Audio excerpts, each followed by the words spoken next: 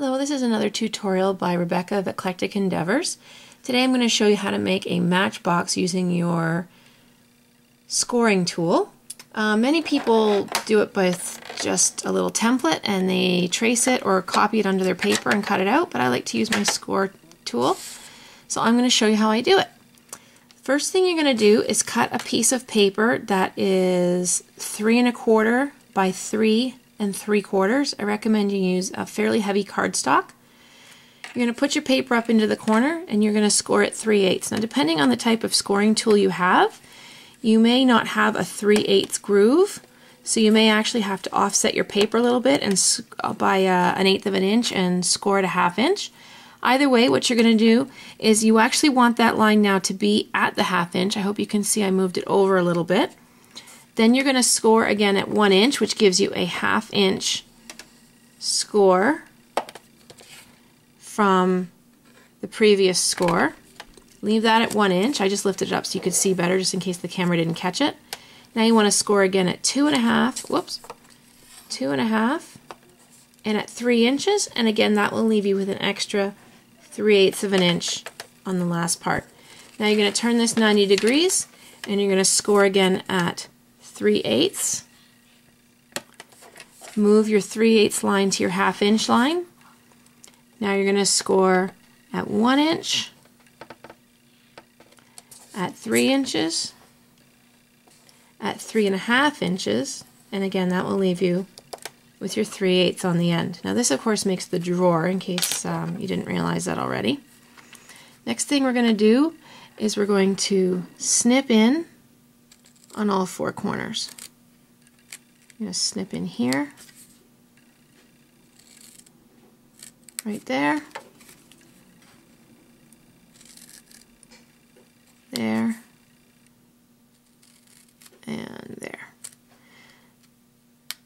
Now I like to keep it quick, and I also like to angle in all my edges, so I'm going to start by clipping in here. You see I'm not following the line exactly, but I'm coming in at an angle, and I'm going to do the same here. What this does is it allows you, when you fold this down, to not catch right in here when it folds. It just makes it a little more smooth and it keeps the corners from binding. Again, I'm going to cut a diagonal here, and you can see that when you're going to cut off this little piece here, sorry, and then when you fold this, this tab will not bind either because it's angled on 2 sides. This end will be a free end just anywhere in here, as you can see, like that, so there's no need to angle that end. Now we just want to angle the outer portion of this piece, and then you're going to continue that on all 4 corners.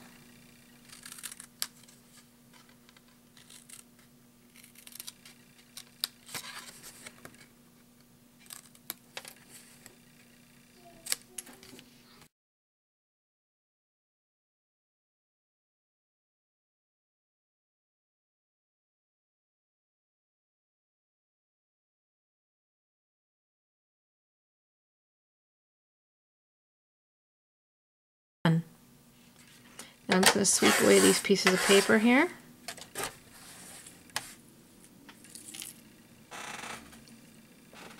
And now you're going to apply your adhesive. You're going to, when you score, you actually want to score away from the line that you made. So I'm actually going to flip this piece over. And I'm going to use my score tape to place pieces of tape along here on each.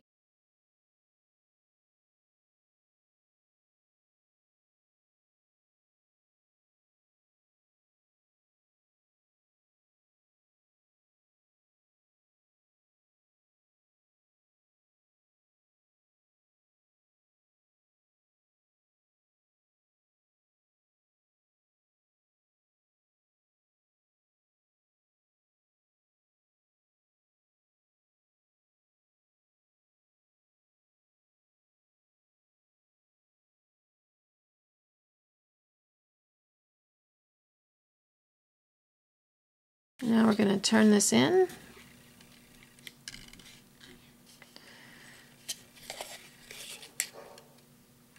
and fold it in there.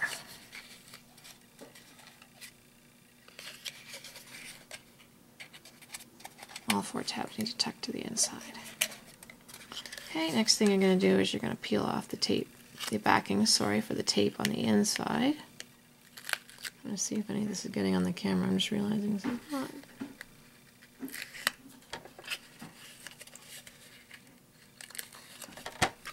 And you want to fold these sides in.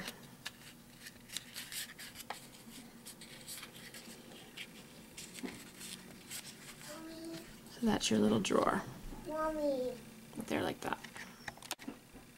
Okay, now we're going to make the sleeve that the little drawer fits into.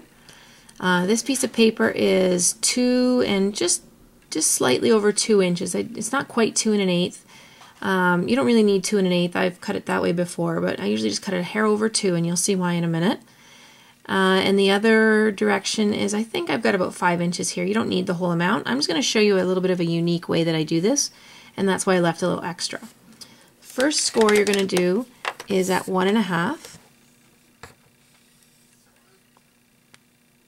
Now I like to leave a tiny bit, oh sorry, that wasn't 1 1/2. Now I like to leave a tiny little bit extra on each of these dimensions. The reason I do that is this needs to be slightly larger than the drawer in order for it to slide freely. So I'm actually going to move this score line up to just shy of the 2 line, and then I'm going to score my next number, which is going to be 1/2 inch. So you can see, because the score line doesn't come quite to the 2, you're getting slightly larger than a 1/2 inch. Now I'm going to move this score line slightly back, and I'm going to score my next amount, which is 1 1/2. Again, slide this back slightly, 1/2 inch again, which leaves you with a little bit extra. And the reason that is for, I'm going to just ignore this first mark that I made by accident. Fold on your score lines. I actually like to have a little extra when it comes around to the bottom of the box.